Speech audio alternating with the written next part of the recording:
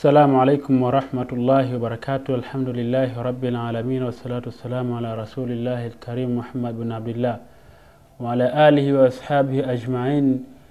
Tunamshukuru Mwenyezi Mungu Subhanahu wa Ta'ala, Mwenyezi Mungu ambaye katuwezesha tena siku hii ya leo kukutana kati yangu mimi daktari na ninyi watazamaji wangu katika kipindi ambacho tumekuwa tukivitoa vipindi vinavyohusiana na afya, na hususan kwa kipindi hiki tukiwa tukizungumzia afya za watoto.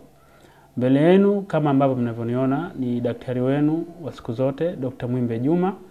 Ninatoka katika hospitali yetu ya Kiislamu iliyoko Ilala jijini Dar es Salaam, ijulikanayo kama SMV Health Center. Na leo kama ambavyo tumekuwa tukizungumza katika vipindi vilivyotangulia, tutakuwa na moja ya maada miongoni mwa maada za kimatibabu au maada za kimaradhi ambazo zimekuwa zikituathiri sisi au zikiathiri hata jamii yetu kwa kiasi kikubwa. Nikuombe wewe ambaye ni mzazi, mlezi au yeyote ambaye unaishi na watoto, ni vizuri ukasogelea karibu na runinga yako ili uweze kujifunza na kuangalia namna gani ambavyo baadhi ya maradhi yalivyo na namna ambavyo unaweza ukamsaidia au hata ukajisaidia hata wewe pale ambapo atapokuwa yamemwathiri au yamekuathiri wewe mwenyewe husika. Kwa hiyo leo kama ambavyo tumetangulia kuzungumza, tutazungumzia moja ya maada ambazo ni muhimu sana katika jamii zetu, na pengine zimekuwa zikiwaathiri sana baadhi ya watu na hata wakawa wanakosa baadhi ya majibu ya namna gani ambavyo wanaweza kufanya. Lakini kuna vitu ambavyo tunahisi tukivizungumza vinaweza vikasaidia sana wakati ambapo watu wamekuwa wakitumia gharama kubwa sana, wamekuwa wakitumia muda mwingi sana katika kutafuta matibabu kwa sababu tu kwamba walikuwa hawajajua baadhi ya maradhi ambayo yanakuwa yanawasumbua.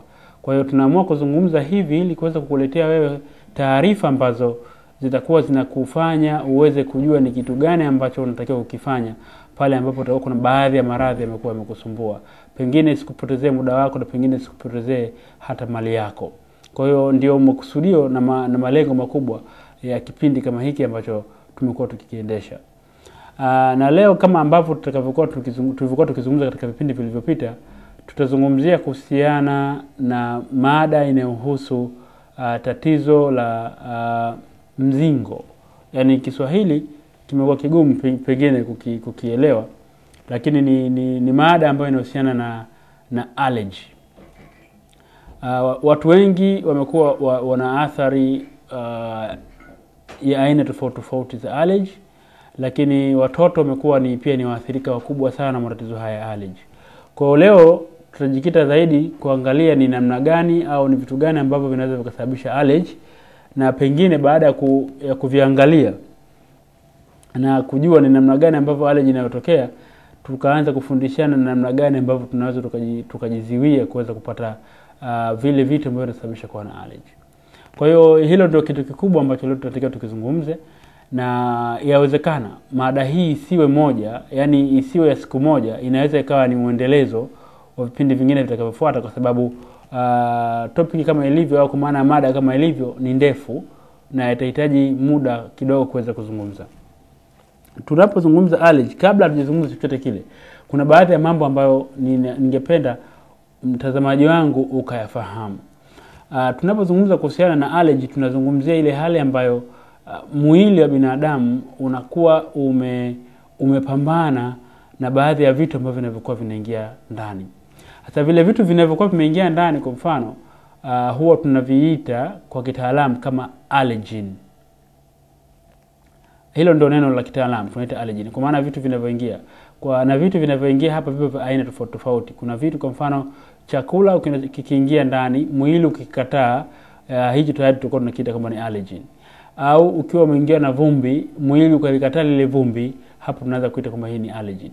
Lakini kuna vitu tunavyoviita kwamba ni antibody.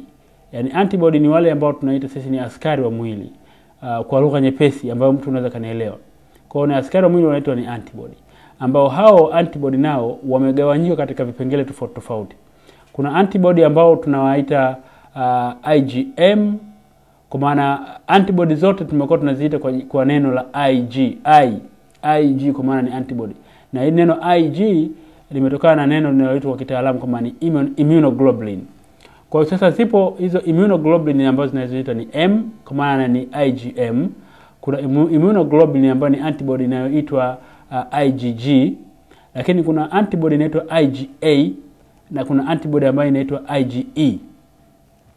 Kwa hizi zote ni vitu ambavyo mtazamaji wangu atakiwa uvielewe mapema kabla tujafika huko mbele ambako tunataka kuzungumza. Kwa hiyo mtu ambaye anayekuwa na tatizo hili la allergy mara nyingi ni mtu ambaye anakuwa ana wingi utakapokuwa umepima damu yake kipindi ambacho ile tatizo limemtokea, unaweza ukajikuta yeye ana wingi wa antibody hizi za IgE. Antibody hizi za aina ya IgE. Kwa ndio maana hata ukienda hospitali, miongoni mwa vipimo ambavyo unaweza kuja kufanyiwa, unaweza ukaambiwa tuende tukaangalie wingi wa IgE.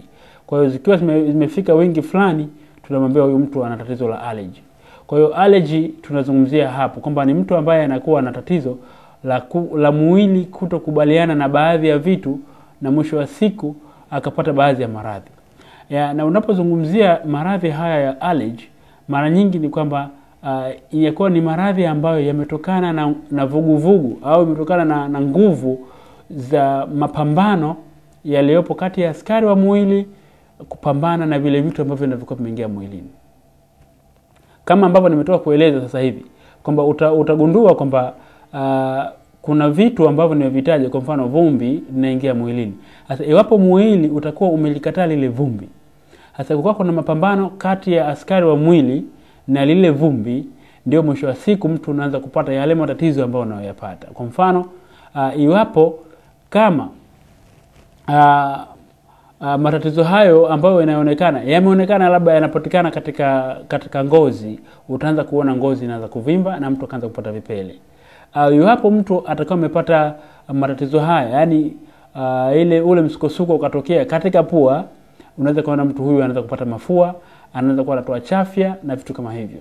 Lakini iwapo huyo mtu ikaenda mbali zaidi ikamuathiri mpaka kwenye kifua chake, unaweza kumpata huyu mtu akapata matatizo ya kupumua, kana pumua kwa tabu au akawa anakohoa. Kwa hiyo inategemeana ni kiungo gani ambacho kitakachokuwa kimeathirika zaidi, ndicho ambacho kinaweza kupelekea kwamba huyu mtu kaambia na allergy ya sehemu gani. Hasa na hii allergy tunapozungumzia sasa, baada ya kuzungumzia hayo maelezo ya awali, yani kwa maana kwa kifupi, utagundua kwamba allergy hizi zinaweza zikawa zimegawanyika, ziko za aina tofauti tofauti.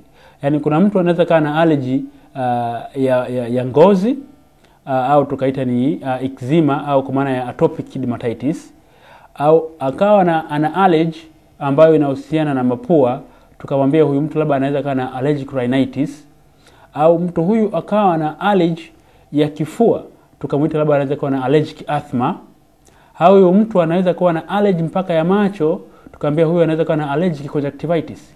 Hizi zote ni aina za allergy na zinakuwa zina maelezo yake tofauti tofauti. Kwa leo kwanza kipindi chetu cha kwanza tutazungumza kwa ujumla wake, alafu baadaye tutakuja kuzungumza kimoja baada ya kingine katika vipindi vitakavyokuwa vikifuata inshallah. Kwa hiyo mtazamaji wangu uelewe hivyo kwamba utakapokuwa unatumia tunazungumzia vitu hivi vya allergy, tunazungumzia katika mazingira hayo kwamba ni kipindi ambacho hayo ni matatizo ambayo yanaweza kaathiri zaidi ya kiungo cha kimoja. Yanaweza kaathiri viungo viwili, yanaweza kaathiri viungo vitatu, yanaweza kaathiri hata viungo vinne au mwili mzima kwa ujumla wake. Au upate bahati unaweza kuwa umeathirika tu kwa kiungo kimoja. Kwa mfano, inawezekana wewe ukao na allergy ambayo inaathiri tu macho au usipate matatizo mengine, au ukao na allergy ambayo inaathiri tu mapua, kwa hiyo ukao hauna matatizo mengine. Sasa baada ya kuzungumza kwa kifupi hivyo, ningependa kwamba leo tuendelee sasa kuzungumza na kuangalia ni dalili zipi ambazo zilizopo kwa watu ambao wanakuwa na tatizo hili la allergy. Na dalili hizi tutazizungumza kutokana na maeneo ambayo yanakuwa yameathirika, kwa sababu kama ambavyo nimezungumza mapema kwamba hii allergy inaweza ikaathiri viungo tofauti tofauti. Aidha ikaathiri ngozi, ikaathiri pua, ikaathiri macho, ikaathiri mfumo wa chakula, yani kote huku inaweza kumeathirika. Kwa hiyo iwapo kwa mfano ni allergy ambayo itakuwa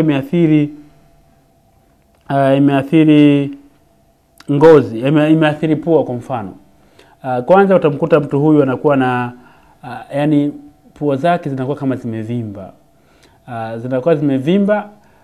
na ni kwa sababu ya hiyo allergy, yani kwa sababu kuna ile mara nyingi anakuwa anapata ile tatizo la yani anakuwa anapata matatizo haya ya allergy kwa muda mrefu. Sasa matokeo yake inakuwa kwamba kuna reactions zinaendelea kila siku, yani kuna inflammatory processes ambazo zinakuwa zinaendelea kila siku au kila baada ya muda mfupi. Mwisho wa siku namkuta huyu mtu pua lake inakuwa kama vile limevimba. Lakini sio hilo tu peke yake. Kama mtu huyu pia ndani ya pua lake ana matatizo ya sinus, yani unazikuta kwamba ana matatizo ya allergic sinusitis. Kwa hiyo nayo inakuwa ni tatizo lingine. Kwa hiyo unamkuta mtu huyu kwanza anakuwa ana kawaida sana kupata mafua, na mafua yake yanakuwa ni hali sana kuchuruzika. Vyote hivi vinaweza kumpelekea mtu huyu akawa na tukasema kwamba mwisho wa siku kwamba mtu ana allergy. Lakini kwa mfano ikawa imehusisha na jicho, utamkuta macho yake, kwanza macho yanaweza kuwa ni mekundu, lakini macho yake yakawa yanamuwasha sana. Na yanaweza kumuwasha bila kuwa na matongotongo, lakini yanaweza kumuwasha akiwa anapata matongotongo sana. Yaani kwa maana ule uchafu ambao unakuwa unatoka jichoni, hasa kipindi kile cha wakati wa asubuhi baada ya kuwa umelala. Kwa hizo zote ni dalili. Lakini dalili zote zinaweza kuja baadaye, inaweza zikamsababishia mtu akawa pia na homa. Yaani homa zinaweza zikawepo, na si ishishie tu kwenye homa, anaweza kaendelea mbali zaidi akapata yale ambayo tunaita ni general body malaise. Yaani akawa anasikia hata viungo vya mwili wake si vizuri, yaani akawa anaishi katika mazingira ambayo pengine ukimuuliza anaweza kuambia labda mimi huyu mtu ana matatizo mengine labda ya malaria na vitu vingine. Ikawa si malaria, ikawa ni matatizo haya ya allergy ambayo anakuwa amempata mtu huyu.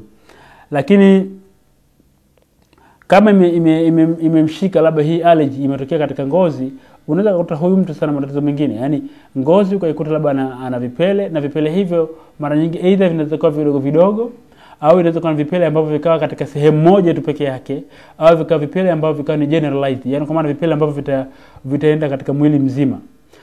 Na ukiangalia aina ya vipele vyake, yani vipo, yani daktari au muuguzi akiviangalia anajua kabisa kwamba hivi vipele ni vya allergy na vipele hivi sio vya allergy. Yaani ukimwangalia mgonjwa unamjua kabisa kwamba hivi vipele vyake hivi ni vya allergy. Lakini uzuri zaidi ni kwamba unaweza kukuta vipele hivi pia vinamuwasha, au akasema kwamba na mwili pia unamuwasha. Kwa hiyo hii yote ni aina ya ngozi, ni matatizo ya ngozi ambayo yanasababishwa na allergy, na yanaweza kawa yanatokea katika ngozi ya mtu, aidha katika sehemu ambazo zilizoko wazi au sehemu hata zile ambazo zenye mikunjo. Yote hii ni aina ya allergy ambayo mtu anaweza akapata. Sasa kwa kuangalia yote hii utagundua kwamba utaona kwamba hii allergy kama allergy ipo katika maeneo tofauti ya mwili, na inategemea ni sehemu gani katika mwili ambayo imeathirika, ndio unaweza kusema kwamba dalili zake zinaendana na huko. Lakini kama nilivyozungumza awali, mara nyingi watu wenye hizi allergy, yani kwa maana tatizo la allergy, huwa pia wana matatizo ya allergy hasa ya vyakula. Yani kuna baadhi ya vyakula wakila vinawaletea matatizo haya ya allergy. Na sasa miongoni mwa matatizo mwa vitu ambavyo au dalili ambazo unaweza kuziona kwamba ukasema huyu mtu anaweza kuwa na allergy, ni kwamba baada ya kuwa amekula kile chakula ambacho kinasemekana ni tatizo kwake, huyu mtu anaweza kupata tatizo katika tumbo, kwa maana tumbo linamuuma, au akapata matatizo ya kuharisha, au hata matatizo pia ya kutapika. Hivi vitu vinaweza vikatokea. Lakini anaweza kanapata matatizo ya kuwahi kushiba, yani anahisi kama tumbo lake limekuwa limeshiba mapema kuliko kawaida. Lakini matatizo haya ya allergy mara nyingi pia, kabla ya kwenda mbele zaidi, nifikiria ni vizuri tukazungumza kuna vitu ambavyo vinaonekana ni rahisi sasa kumsababishia mtu kupata allergy. Yani kuna vitu ambavyo tayari wewe umekuwa na matatizo ya kuwa na allergy.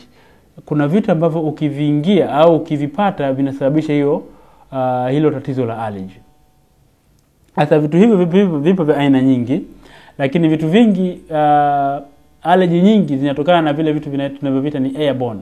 Yani vinatokana na matatizo ambayo yanatokana na hewa, yani vitu vivyo katika hewa. Kwa mfano, miongoni mwa vitu hivyo ni kama pollen grain.